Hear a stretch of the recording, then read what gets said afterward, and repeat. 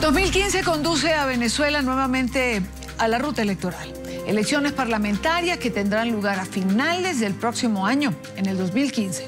Durante las elecciones internas del partido de gobierno, Nicolás Maduro alertó al chavismo sobre la necesidad de mantener la mayoría en la Asamblea Nacional para, según sus propias palabras, se pudiese garantizar la paz de los venezolanos.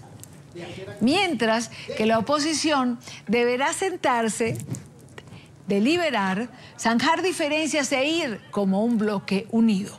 Únicas circunstancias, la de la unidad, que le ha dado a la oposición votaciones consistentes.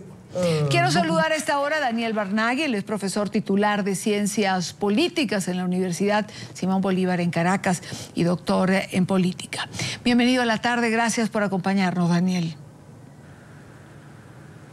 Muchas gracias, feliz Navidad y felices fiestas para ustedes y todos quienes nos están viendo en este momento. También para usted, gracias por estar con nosotros una vez más en NTN.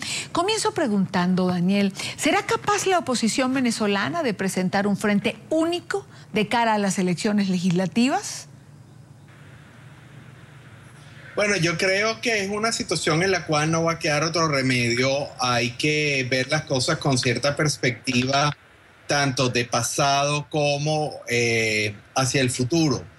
En una retrospectiva es importante lo que usted muy bien señaló, en la cual las pocas victorias que ha tenido la oposición venezolana en estos últimos casi 16 años tienen que ver justamente con la capacidad que pudo haber tenido en algún momento la oposición, o lo que yo me he empeñado en llamar en este momento el antimadurismo, en cuestionarse alrededor de un discurso central, medular, y que le haga unas propuestas muy claras al país, sobre todo a aquellas personas que rondan el 85% de la población, que están de una u otra manera muy desilusionados de lo que está ocurriendo en Venezuela en estas postrimerías del año.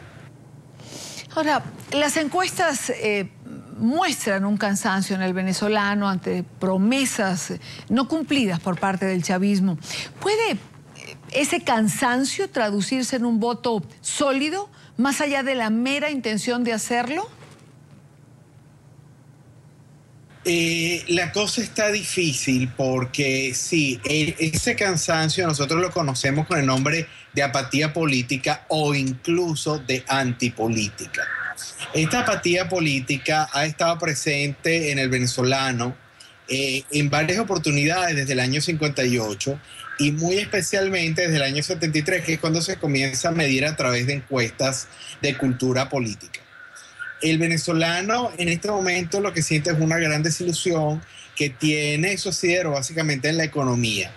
Si hacemos una revisión histórica de cómo llega el presidente Chávez al poder, hubo una desilusión que no era solamente económica, era social y era en cierta forma también ideológica.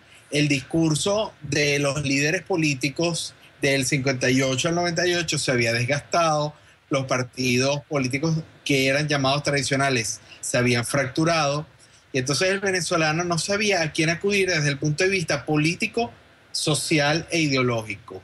Con la figura del presidente Chávez, el venezolano retoma un cierto tipo, vamos a llamarlo así, de esperanza o de expectativa para no solamente solucionarle sus problemas cotidianos, sino para emprender un nuevo rumbo de país.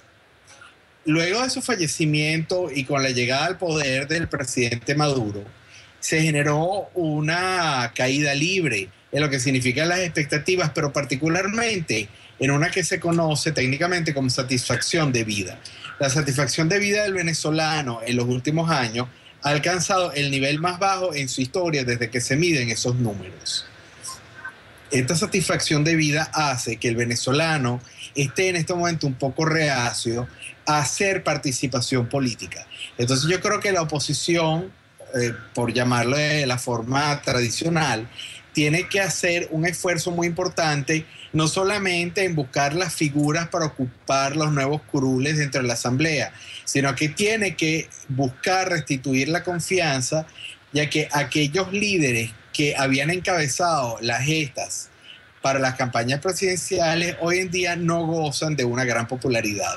Así que hay que hacer una labor de base de rescate de todo lo que es la posición de búsqueda de una mejor Venezuela, particularmente desde el punto de vista económico. Ahora, señor Barnaghi, ¿cómo luchar contra el ventajismo electoral del gobierno?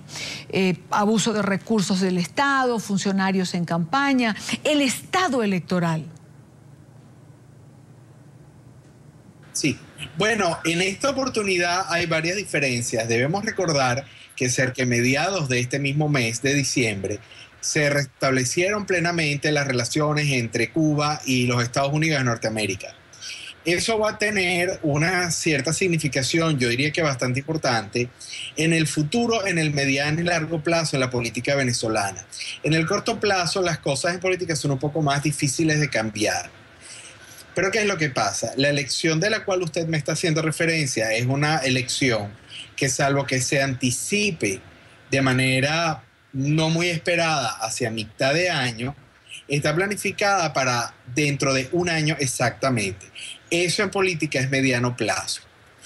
Las relaciones que va a fortalecer Cuba con Estados Unidos van a cambiar un conjunto de directrices de naturaleza política, porque ya Venezuela está dejando de ser tan atractiva económicamente para Cuba como ahorita sí lo es los Estados Unidos. Entonces, este cierto abandono, por llamarlo de algún modo, de esta estrechez económica entre los convenios de intercambio entre Cuba y Venezuela, va a hacer que se debilite un poco ese estado electoral y va a haber una gran oportunidad para hacer uso de la profunda insatisfacción que tiene el venezolano desde el punto de vista económico, social e individual, porque el venezolano, aunque en este momento el gobierno pudiera disponer de dinero para buscar esos votos, tiene muchísimo menos dinero que en oportunidades anteriores, pero también se enfrenta a una tristeza, a una apatía y a una desilusión hacia la gestión del gobierno como nunca antes vista en los últimos 16 años prácticamente. Claro, la pregunta que surge es, adentro de toda esta circunstancia que usted describe, ¿vale la pena participar? No solo vale la pena, sino que es absolutamente indispensable. En primer lugar, la oposición que se autodenomina democrática mal podría entender a la democracia como no participación. Es muy importante y lo quiero subrayar. La no actuación política, es decir, por ejemplo, la abstención, no se traduce en hechos políticos concretos. Si no se va a votar, se pierden espacios que se podrían ganar a partir de esa profunda insatisfacción que siente el venezolano en este momento y que realmente puede reconquistar de una manera que yo estimo importante posiciones en el Congreso en la cual sea completamente incontrovertible, se use el método que se use, una mayoría opositora o antimadurista en ese nuevo Congreso que funcionará hacia finales del año que entra.